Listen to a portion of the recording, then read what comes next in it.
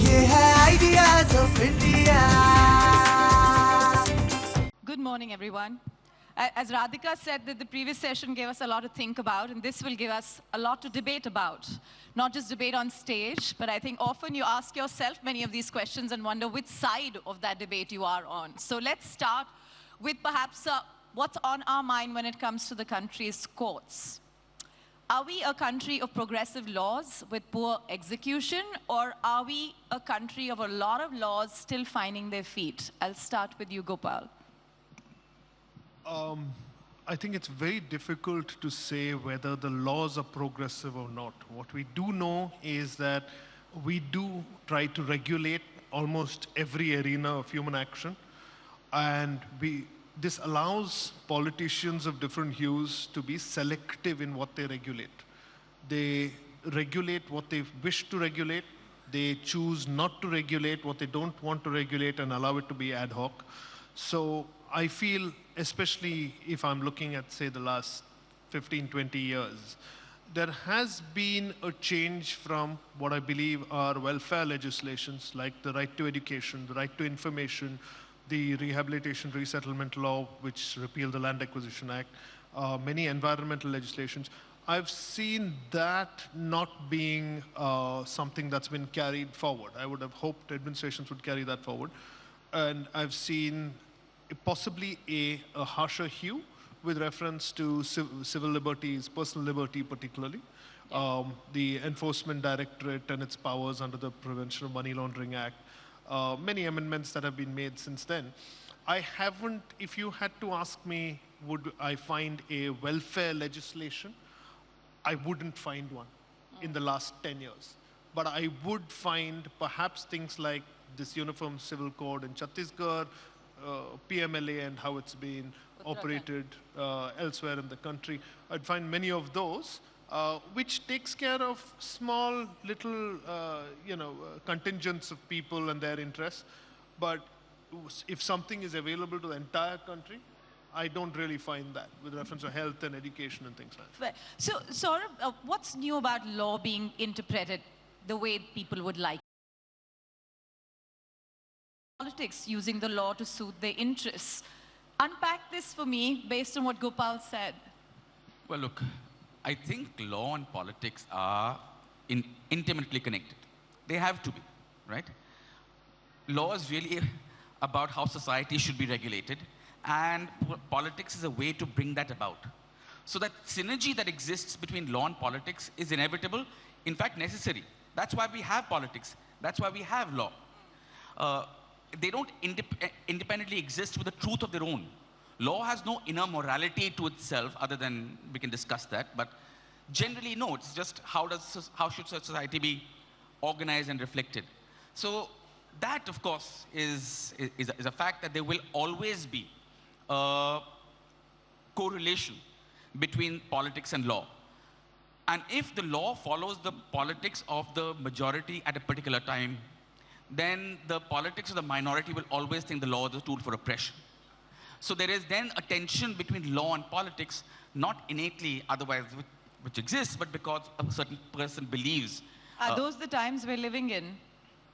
Well, we've always lived in those times because politics will always differ. We live in a country of 1.4 billion people. We can't all think the same. Neither should we, right? Consensus and all is well and good, but we don't want uniformity either. So as long as differences exist, it's inevitable that law will favor one or the other side. The way we see in court every day, there are decisions taken one way or the other. There will be winners, there will be losers. And that's how law and politics intertwines. The question is, are there certain, and I now contradict myself by saying that law in itself has no inner morality. Maybe that is, as a social tool, probably correct. But as a society, we have certain morals, I think, which are encapsulated in our constitution. There, I say, politics and law have to work together to fulfill those ideas, which are mentioned in our fundamental rights chapters, in our ideas of socialism, secularism, etc. Now there, politics and law must work together to fulfill ideas which are otherwise unwavering and should be fixed. So, you did mention that laws don't have an inherent morality. But if one looks at the last few years, the courts have taken decisions or come up with rulings that have possibly reflected more of the public sentiment and sort of broken into this notion that, yeah, the courts are watching. And there are times that the judiciary has seen, seemed to have come across as more progressive than even public discourse. Now, unpack that with some examples for us, and also talk to us, why do you think that is the sign of our times? Well, it looks like courts are very powerful at the moment. Look, I think to say that in the recent years, the courts have been interventionist when they haven't in the past, if you leave the history of India from 1950 to about 70 aside, I think from the 70s, there was an interventionist era in Indian judiciary. And they've been interventionist ever since. And as long as interventions have carried out, there has been criticism. Multiple people, whoever have suffered, typically governments, decisions of the courts have called out the government, the judiciary for being excessively interventionist. So I don't think it's true in the last few years the courts have been interventionist. I would say it's the reverse. If anything, in the last few years, the courts have been a little less interventionist than they have been in the past. To the extent that when there are a few notable exceptions, then they make headlines because there are notable exceptions. Now that could be because those judgments needed to be given. I'm not necessarily making a comment. But I think there is a general tendency to believe, and I'll call out one particular judgment, the way Gopal also mentioned the PMLA, and we can talk about the PMLA, how that was upheld by the courts. Now that's hardly an interventionist action on the part of the judiciary. The role of the judiciary ultimately has to be to protect the fundamental rights of its citizens. It's not to do politics. It's not to make other decisions for the country. The role of the court is ultimately to safeguard every individual citizen of the country. Okay. And when it does so, it's not being interventionist. It's only doing its job, which is to do that. I know in part you read out the book to us, but I want Gopal to poke this a little bit because you talked about timing and you talked about, the many times that the courts, are doing their job. We're talking about a time when the last 15 days we've had UCC make headlines, we've had electoral bonds make headlines. Can we really say that courts and timing is not a matter of coincidence? See, as a lawyer practicing in the courts, I think we are much closer to what's actually happening in the courts. So to reduce it to a question of, oh, the court is playing ball with the government or the court is interventionist, I think is meant for Twitter and social media. It's meant for people who are not getting nuanced and getting close to it. Let me tell you the factors that play a role in any case. And let me tell you the quantum of the workload as well. In the Supreme Court, for example, we have 16 courtrooms functioning on any given day. We have, on Mondays and Fridays, close to 1,000 cases being heard. 1,000, right? Heard and disposed of on Mondays and Fridays, which are our miscellaneous days. Now, nobody is discussing those 1,000 cases. They're discussing the 3 or 4 cases which the media decides to highlight. Yeah. So electoral bonds is decided on the same day as, say, 30 other cases. Electoral bonds grabs the headlines because of what it deals with. Yeah. But the other 29 cases don't have a political hue attached to it or media flavor, so you don't talk about it. Now, in a particular litigation, strategy of lawyers is important. I was in the Kashmir case, for example, arguing against the manner of imposition of 370, right? I know that as petitioners, our strategy was terrible. We had counsels who had not prepared, who addressed the court. We know that when questions were put by the judges, uninformed, unread counsels were giving answers which were stupid as far as our strategy were concerned. Judges make up their minds based on that. Now the person, just give me a minute. So the person reading the newspaper the next day, when the judgment comes out, says, oh, this is bound to happen. It's a right versus left thing. It's a Modi government versus an anti-Modi government thing. It's not that. It's actually a suture going wrong in a surgery can mean the difference between life and death. Yeah. That's what it is. So the art of advocacy and the role it plays with how well prepared you are, how well you present your case, how you strategize is very important. So electoral bonds could have easily gone the other way if the strategy was bad, if the arguing was bad, if the advocates were not up to it. Yeah. So when you reduce it just to, acha, they're playing ball with the government or they're not playing ball with the government, I think you make it a very basic kind of debate, which it's not. It's actually very, very But forensic. public goes by perception. Yes. And perhaps one would say in the last couple of years, you know, where democracy might have left people unsatiated, courts have risen to the occasion with timely news headlines like this one. No, yeah, but let's take an example of those who are, for example, Omar Khalid, his bail application for 3 years, the petition was pending before the Supreme Court, and every 3 weeks people would talk about the fact, oh, look at this poor guy, he's stuck in jail and nobody's doing anything about it. His lawyers allowed this matter to drag on for 3 years. Bail SLPs normally are disposed of in the Supreme Court very soon, 2-3 months. But you keep taking adjournments for 3 years, and then what happens 2 weeks ago, you withdraw the petition. Now, then don't blame the courts. I'm saying the courts do deserve blame. I'm not a huge advocate for everything that the courts do. They make as many mistakes as everybody else does, right? But don't keep on attacking the courts when, as an arm of the government dispensing justice, arm of the state dispensing justice, what the courts do is that in 95% of the cases, they're dealing with cases which are under the radar, but it's some poor man's pension, it's somebody's land dispute, somebody's consumer issue, which they're sorting out. They're doing all that. On these occasions, yes, obviously, I mean, in many of these cases, we would have expected the courts to be tougher. But the judges of the Supreme Court are a reflection of the people of this country, right? Every time you see a car accident happen and somebody lying on the street, you'll find 95 Indians standing around taking videos of it. One guy will be trying to help that chap. So that's the ratio of people in the judiciary as much as it is in parliament or anywhere else. Okay, I'm going to just shorten this and ask you very directly. On a scale of 1 to 10, where are you on the electoral bonds decision? I think it's 8.5. Okay. So, Well, since no one's going to challenge me in this, if I say 9, does that matter? The question is, it's a good judgment, right? Numbers don't make a difference. I suppose the nuance for numbers between 9 and 8.5 will make a difference to constitutional lawyers like Gopal, and because a lot of what a judgment decides is also speaking to the future, right? So the reasoning and the rationale of the judgment is why we will give numbers. It makes little difference to an average person on the street. Other than the fact that they feel that the court today has said that an average citizen has the right to know where there is an interplay between politics, finance, and corporates. The fact that corporates and politicians are in bed with each other, I think doesn't come as a surprise to anybody. That's always been the case, not just in India, across the world. In fact, it is inevitably so, right? The problem is, if there is a quid pro quo, which there will be, at least the public has the right to know about it. People may say that the average person on the street doesn't really care about this knowledge. Why are we so hung up upon it? I think that's to undermine the intelligence and the intellect of the person on the street. They know very well as to who's in bed with whom.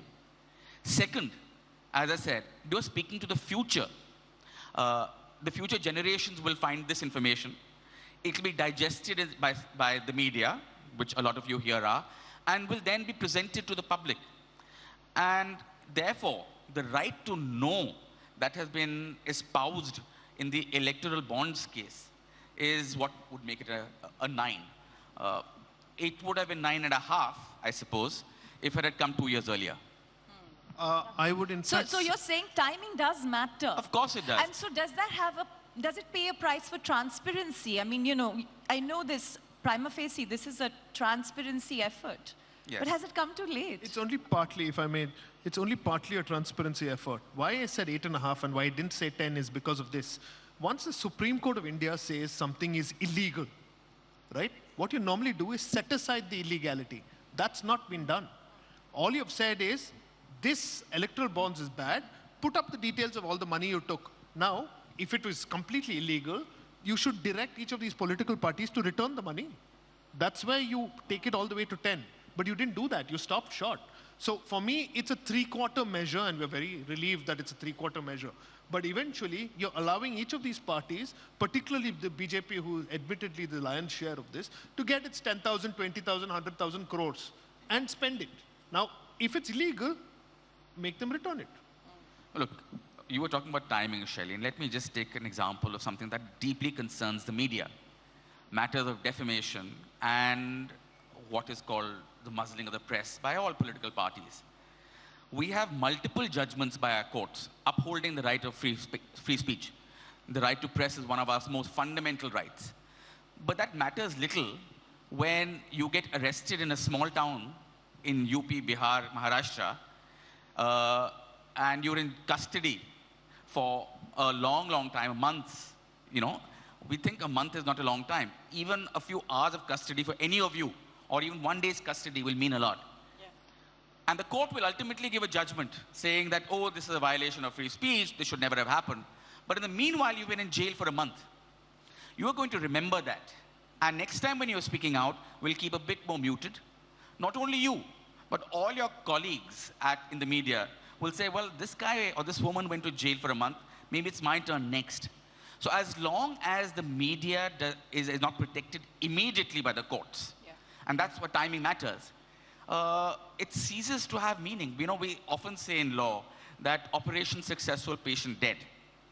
So you have a great lengthy judgment coming out, but if there's no substantive relief which is given immediately, it renders the judgment often meaningless.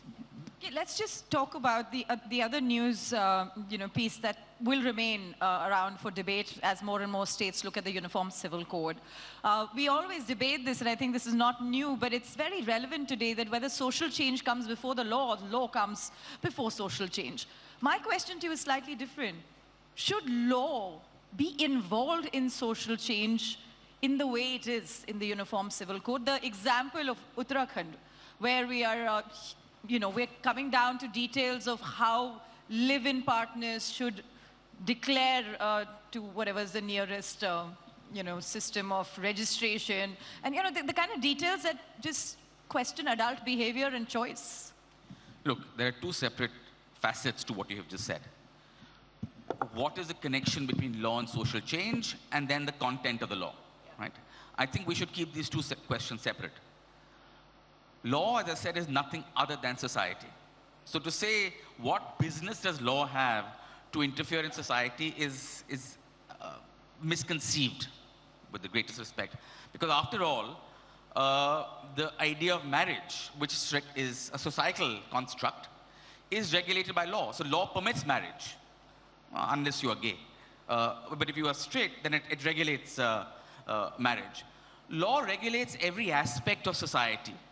From where you drive, you asked earlier about are we over-legislating and under-regulating? Well, look at Indian roads for that.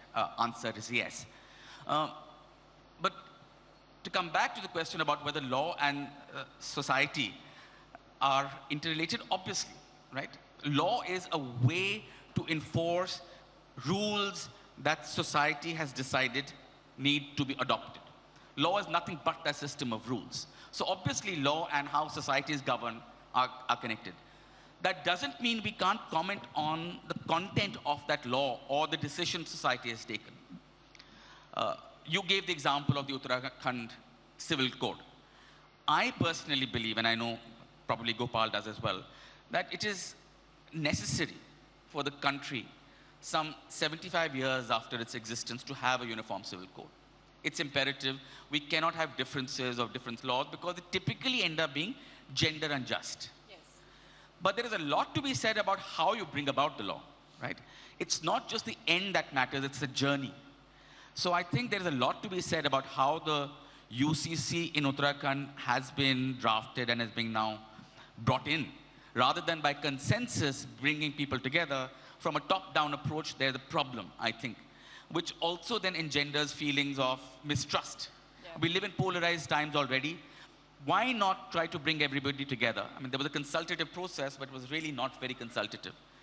But you identified the one weakness in the UCC of Uttarakhand is this live-in relationship concept. Now, I cannot for the life of me understand what was going on in the mind of the draftspersons. As you said, it's not law yet. What were they thinking of when they decided that this live-in relationship should be mandatorily registered without defining what a live-in relationship is? Yeah. We all think about laws and courts as our safety nets. And I'm beginning to wonder, keep going back to this point around morality that Saurabh talked about a little while ago.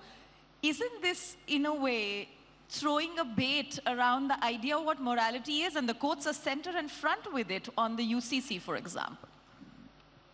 Well, unfortunately, morality is used in the Constitution as a control. It's used in Article 19, it's used in Article 25 with reference to religious institutions and freedom of religion, etc. Just hold the mic closer. Yeah, as a ground to restrict the operation of any of these rights.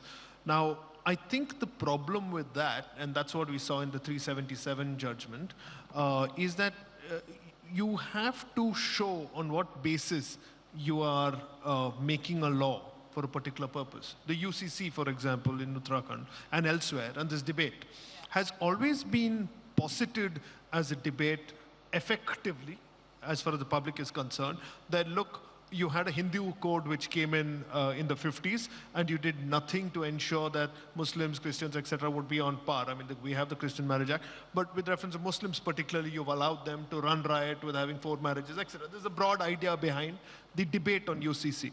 But if you are a lawmaker making the Uniform Civil Code, you must realize that the divisions in our community are not only gender, sexual orientation, for example. If you have a Uniform Civil Code, just ensure that any kind of alliance, regardless of sexual orientation, is also covered by the UCC. The Uttarakhand Civil Code deals with marriages and deals with live-in relationships. The definition of both is man and woman, but not man and man, not man and... So for me, that's a problem. You've had this issue coming up again and again. You've said that the LGBTQ community should not be treated as criminals. The next logical step is to allow them the rights that the Constitution affords them. I believe the Supreme Court bucked the opportunity and passed the buck to the Parliament when this issue came up. Saurabh argued also before that bench. This was the perfect opportunity for you to take care of that issue as well. Take care of it regardless of community, regardless of gender, regardless of social orientation, sexual orientation, regardless of caste. All those issues should have been covered. So I think morality is something which is undefinable because each political group at that point of time in Parliament, having the numbers, will claim that what we are saying is moral. The courts will interpret that and decide at some point of time that it is or it is not. It took us from 1860 till 2019 for us to finally have this judgment come which struck 377 down. In fact, in the present penal code, as well as the proposed new penal codes that they're bringing in, there is a provision, a shocking one, in the penal codes which exist even today, which says that if a man entices a woman, I don't know how you entice women, but you entice a woman out of a marriage, then that man is guilty of an offense. The man is guilty. The woman is just an object to be moved from point A to point B. How do we have these provisions in law even today? How is it that when you have a standing committee and Parliament says yes to this, what are these guys doing? They've taken an oath to uphold the Constitution. 543 of them are voting on this, and all of them say, okay, champ, let's go, this is a good law. You had this opportunity now. I mean, do these guys even read the Constitution? It shocks me that you pass laws like this, continuing to treat women as chattel after all these years. Yeah. You see, just again to come back to this old chestnut between morality and the law. When the Frank Sinatra song about love and marriage which go together like a horse and carriage. Morality and the law is something similar, really. Because at one point, the morality of the society must be reflected in its laws. Otherwise, people will simply not follow the law. If there is a whole series of immoral laws, as we saw in Nazi Germany, of course, they followed it there. But generally, the idea is your laws should be conformed to the morality of a society for ensuring its observance. At the same time, you need to protect people from morality. Because that same morality of society can, in instances, become oppressive.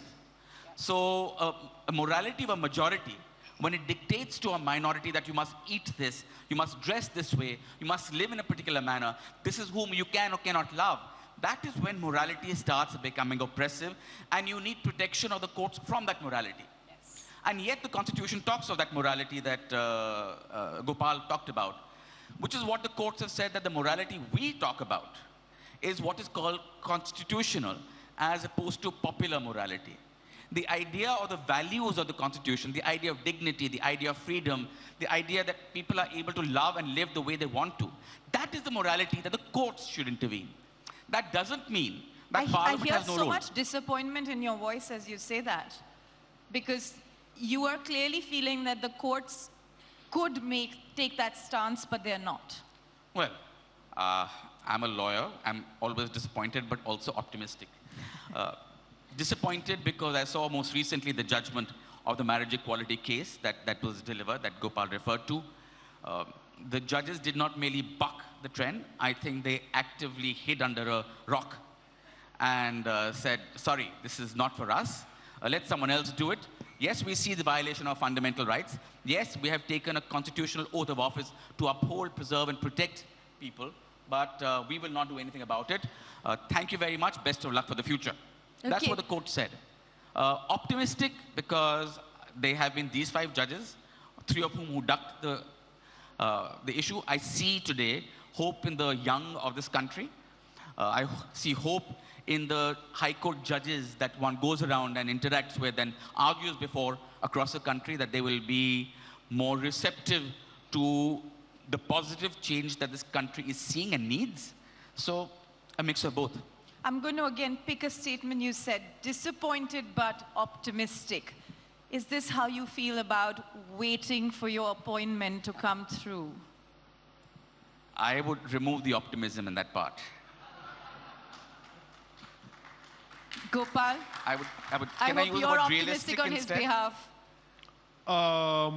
Well, look, I have a different view about judges and their appointments, etc. I personally would never accept what I think is an unforgiving job. For Saurabh, as a friend, I hope it doesn't come through. For Saurabh, as an excellent lawyer, and I believe who would be an excellent judge, it's better for the institution if it does come through. Touching upon that disappointment that he mentioned, Saurabh is not sharing the fact that the disappointment, apart from being an advocate, is deeply personal for him, right? He's got a same-sex spouse. He's been waiting years for the recognition in this country. He's won it bravely, and he's withstood years and years of criticism and gossip and everything for what he's done. And I find it awful that my country and my institution, the judiciary that I serve, wasn't able to take care of Saurabh and his kin. And I hope that someday, it's all very well to say fraternity in the preamble of our constitution, but my problem, especially with politics today and the media today, is that we try to divide everything down the middle. It's this or that. It's Modi, not Modi. It's Supreme Court, not Supreme Court. We don't try to find the common ground where we can take care of everybody and just try and look for common ground and everything. I just hope one day the court will take care of the interests of Saurabh and his kin. Yeah, our obsession with binaries. Yep. Okay, so just to come back to a couple of other important subjects like the ones that we've so far discussed is, of course, the whole question of whether we should rethink the words in our constitution. Dr. Swami's plea, the words secular and social. Where are you on that? And please feel free to sort of display candor in your answer. Well, if you speak of nuance, I'd straight away distinguish the socialist and the secular. The insertion of the word secular in our constitution was at the same time meaningless because it is already a secular constitution. Yet, at the same time, a matter of great importance because it reminds people that we are a secular constitution. Words matter. Words mean things. When you use a word, it conveys an idea. It's all well and good to say that we don't need the word secular in the Constitution because it is secular. We all agree it is. But when the preamble of the Constitution, the basic text, the first few words you read of the Constitution tells you you are a secular Constitution, it puts a balm on the minorities of this country saying, yes, we live in a place that respects us, that values our existence. So I think the retention of the word secular in our preamble is imperative. Socialism, on the other hand, is something that I have my differences with. Partly because our constitution is not a socialist document. We have the right to do business and have our free trade and profession. We have a truncated form of a right to property. We live in a country which has, after 1990s, shed the path of socialism. We require political parties to make an oath of office saying that I will affirm to the values of our constitution. And yet that party may be avowedly capitalist, and it should be. That's part of free speech, right? So to dictate a particular form of economic philosophy, which the constitution itself does not necessarily mandate, there I have a problem with. But I don't think it's for the court to strike down these words that were added. I have a slightly different view on this. Initially in 1950, our preamble didn't have the words secular and socialist. It doesn't mean that we were not a secular country until the 70s when this amendment was brought into the constitution. The issue on which the Supreme Court has entertained Swami's plea is a very narrow one. It's only that, look, can you insert something in the preamble with a back date? Can you say that the preamble, when all the Constituent Assembly members sat together, our founding fathers, and said, this is our preamble, can you now, ex post facto, after many of them are dead and gone, attribute to them two words which they didn't put in the Constitution? In my view, secular is superfluous because it's there in the Constitution. Whether your preamble said it or not, it's a secular Constitution. I don't think there's a doubt about it. Yeah. Socialism, in fact, should never have been inserted in the Constitution, either pre or past, and I'll tell you why. Because under the Representation of People Act, where parties are registered, Section 29A requires that you say as a political party that I am going to be socialist, secular, etc., etc. Yeah. If you don't say that you're going to be socialist, you're not allowed to be registered as a political party in this country. And that's bizarre. If a capitalist political party interested only in profit wants to register itself, you can't participate in this democracy. So for me, I believe that, yes, let's not meddle with the preamble. I don't think you should ever have made amendments to it in the future, because think of what could happen now. Suppose next year they amend the Constitution to bring in 3-4 words which are unpalatable to you. You've already set the trend saying, yeah, we can do it. We can do it. Fair. Okay. Are you saying just one last line? Are you saying political parties are not capitalist? Good point. Okay, I know that lawyers are not people of few words, but I'm going to force the two of you to literally take one phrase, sort of tests on this one. One law that should be done away with in India? The PMLA. Okay, you? Income tax. Income tax. Oh my God. Look at that. The CEOs all woke up just now. All right. The one law that should be there in India? A generic anti-discrimination law which protects rights of minorities, women, scheduled castes, sexual minorities, everybody. Okay.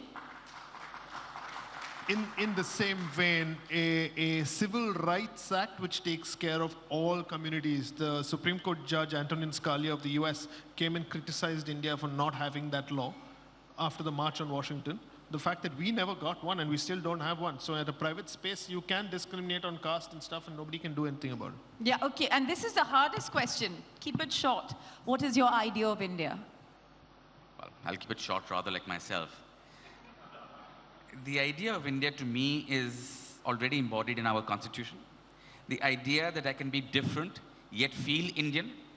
The idea that I can express myself in whichever way I want without someone else calling me out and saying, hey, you, because you live in that way, you are not Indian. The right to my dignity, the right to my freedom, the right to my choice belongs with me and me alone. Yeah, Gopal. Fraternity. Include brotherhood and sisterhood since I'm here. Thank you very much, both of you.